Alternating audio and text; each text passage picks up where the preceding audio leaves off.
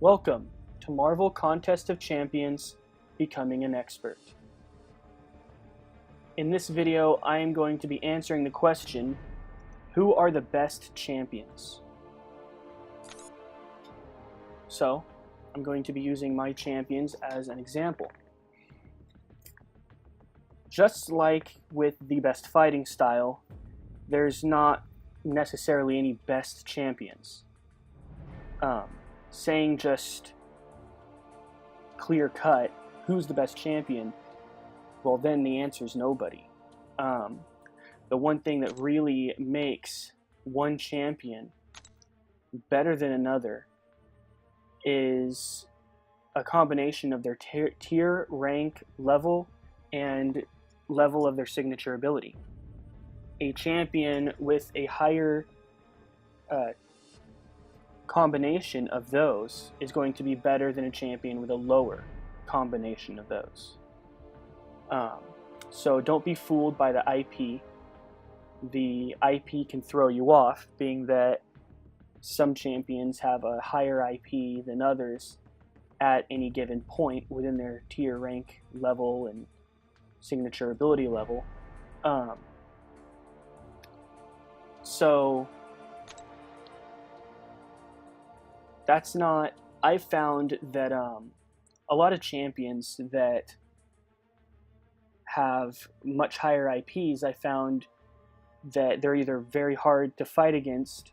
I should say low. Many times when I find ones have lower IPs, I find they're extremely hard to fight against. And I would think, well, why is that? Well, then I would look at their rank and their tier, rank, and level compared to my tier, rank, and level. Let's say we're the same tier, 3-star versus 3-star. And as a perfect example, when I was fighting against one of Ultron's minions, one of Ultron's drones, and we were both 3-star, and his his IP was a little bit lower than mine. I figured he should be pretty easy, and I found him really hard, and I realized that his rank and level were higher than mine, and they just had really low IPs. And so that's really where it comes down to, is tier, rank, level, and their signature ability level.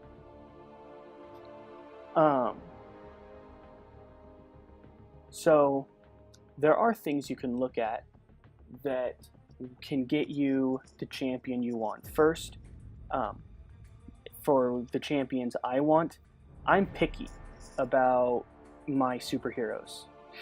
So I came into this game specifically wanting superheroes I already liked before playing this game.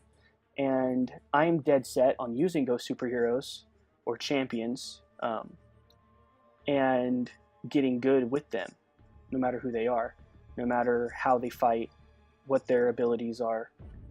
And that's been working out for me. Thor, I was horrible at Thor when I first started fighting with him. Now I'm great with him.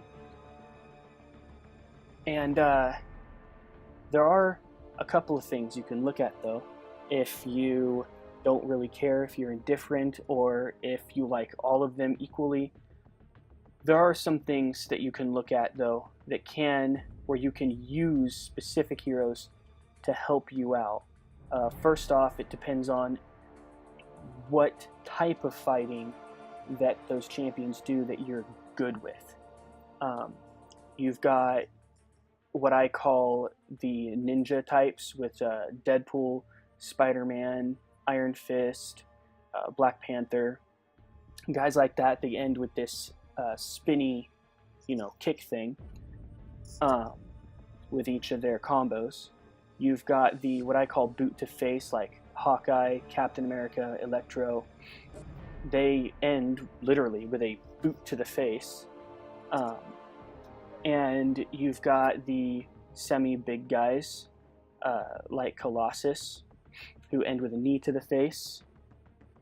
You've got the huge guys, or big guys as I call them, like Juggernaut.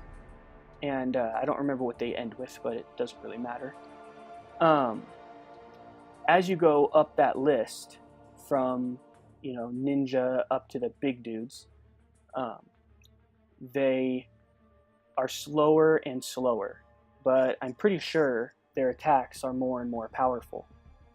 The reason I say I'm pretty sure and I can be confident is because I know for a fact that as I've used them, as I've fought against them, big guys versus small guys, they've been just as difficult to put down when they were being controlled in more high-level ways from the computer, because the computer, as you may have already found out, will control the characters with a lower difficulty rating or a higher difficulty rating that seems to be picked mostly at random. The next thing you can look at from, other than the styles, of course, Thor and what's his name, Ronan, have their own fighting style that they fight alike, and then Iron Man, that both the Iron Man and Ultron have their own fighting styles that are alike, that aren't quite like the others I've covered. All the women have their own. They're all the same as each other, and they're different from any of the men. So that any of those fighting styles you want to get used to, maybe you just want to have a roster of nothing but women because you're really good fighting with them, or you just try to use all big guys or whatever, that is definitely something you could utilize. I find myself best with this type of fighter, so I'm going to use that type of fighter. The next thing is you could focus on signature abilities. I found that there seems to be two types of champions in this game when it comes to signature abilities.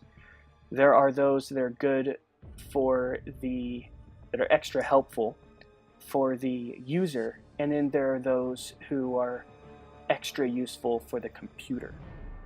And the way you want to look at this is basically, it's as simple as just thinking to yourself, as I get good at this game, what's going to be the outcome? Well, when you get better and better at this game, of course, you're going to be taking down guys with higher and higher and higher IP from yours. Thus, you're going to be being hit less and less and less, while the computer is being hit more and more and more. Thus, the abilities that are completely based off of getting hit, that being the thing that activates them, those are the abilities that are better for the computer. Makes it harder to fight the computer, but doesn't necessarily make it easier to use them. While the abilities that don't need to be hit, any other ability where you don't need to be specifically hit to activate it, would be better for the user, as the user develops more skill in the game and gets hit less often. A perfect example would be that between Wolverine and Deadpool. There are a couple others that have a healing factor similar to Deadpool's, such as Iron Man when he's awakened, and Ultron. The non-awakened Deadpool has a similar healing factor to those two guys, but Wolverine here, he has to be hit. And I don't mean getting hit while blocking, I mean flat out knocked in the face. And when he's hit, every time he's struck, there's an 8% chance that his healing factor is going to be activated. So the more you hit him, the more likely his healing factor is going to be activated. So if an entire battle you're hit, let's say you're hit 10 times in the entire battle, there's a decently low chance that you're even going to activate at all. I mean, a 10% would be that it got activated one time in those 10 hits, right? Typically. So 8% is even lower than that. So there's a decent chance that if all you get hit is 10 times using Wolverine, you will not have your healing factor activated, not a single time. Deadpool's healing factor, on the other hand, is guaranteed. If you're going against hard to fight guys and you're going to get knocked by them and they're high difficulty level. They're much higher, IP than you. You just know for a fact you're going to be losing life. And let's say you're going through a map in the quest, and so you can go take down X amount of people with this character. Well, with Deadpool, you could, once your life goes down to 20%, it comes back up halfway. And I don't know what this 34% is. That must be talking about the rate over 6 seconds, because it is definitely more than 34%. It's literally about half. And 34% is a decent amount less than half. So I know that he heals more than 34%. That's what I'm saying, 34%. And they must be talking about the rate there. So once his life is healed up to halfway, I mean, now you're ready to take on another guy. And it's once, it says in here somewhere that it's once per fight. So it goes down, comes back up halfway. By the time you drop him, you go to the next guy, you've got half your life. It goes down 20%, comes back up, you drop him. And when you get really good at timing it, Deadpool becomes very useful when it comes to that. On top of that, once you awaken him and he gets his signature ability, I fought against a 3-star awakened Deadpool when I was going for a catalyst. So those guys in there, so from what I've heard, are only awakened once.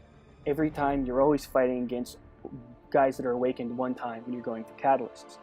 If that's true, then that Deadpool is only awakened to level 8 for his signature ability. And when you watch how fast his life heals with that signature ability, you can see how useful it can be, because it's not based off of getting hit. It's not an 8% chance from getting hit. It's as simple as the moment he loses health, it comes up at a certain rate. Simple as that. And the more you awaken him, the faster that rate is.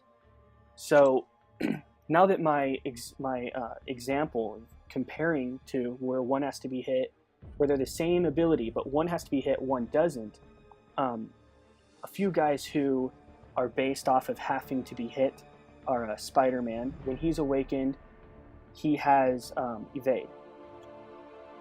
Excuse me, I'm going to, the video is going to have to glitch here because I need to stop recording for a minute. I'm sorry about this inconvenience. Okay, so continuing with Spider-Man. To use my 2-star Spider-Man as an example, because he is awakened. So, as I said, Spider-Man's awakened ability is evade. And I have used my 2-star Spider-Man where I've blocked as many hits as I could, trying to test this to see if it works with him blocking, and it doesn't. You actually have to be physically struck for him to use evade. So right there is another perfect example of somebody who has to be hit in order to use it. Another champion who has this is Black Widow, but that's just one of her abilities. Her awakened ability is awesome, so you might still find her useful if you're someone who wants to really take advantage of these special abilities. But her awakened ability has to do with when she hits them, she stops them from using their special abilities. So when you're going against someone like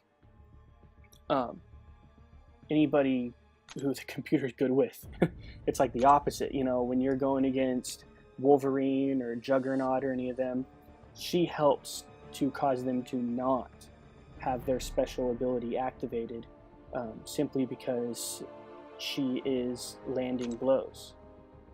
That looks cool. I got a special gift. Neat. I'll look at that in a minute. So, a couple other people. Let's see really quick. So we talked about Wolverine. Juggernaut special ability. If you're somebody who really wants to take to heart what I'm saying here, he's somebody you'd want to avoid because of his unstoppableness. Just like Unstoppable Colossus, when they have to be hit to become unstoppable. Colossus, just regular Colossus, although his is good if you want to look at this, because he can be blocking and it'll activate. I've tested with his. He does this armor up thing, and I've been hit while blocking and had the armor up. In fact, as far as I can tell, it seems to activate more often while he's blocking, even when I'm going against another Colossus. When I'm just hitting him, it doesn't seem to happen, but when he blocks and I'm trying to draw him out or whatever, and I hit him a bunch while he's blocking, it'll seem to activate it more often. So his actually seems to activate more when he's blocking. And Captain America is very similar to him. Captain America's awakened ability is when his life goes down, the more his life goes down, the more his blocking prevents you from taking life from him. So I can't think of anybody else off the top of my head. Magic is another one who, when you hit her, it activates its rewind. Now, like I may have mentioned earlier, I'm picky about what characters I've already liked before I started playing this game. So there's certain ones that I like and that I'm going to choose to use regardless of how their special abilities are.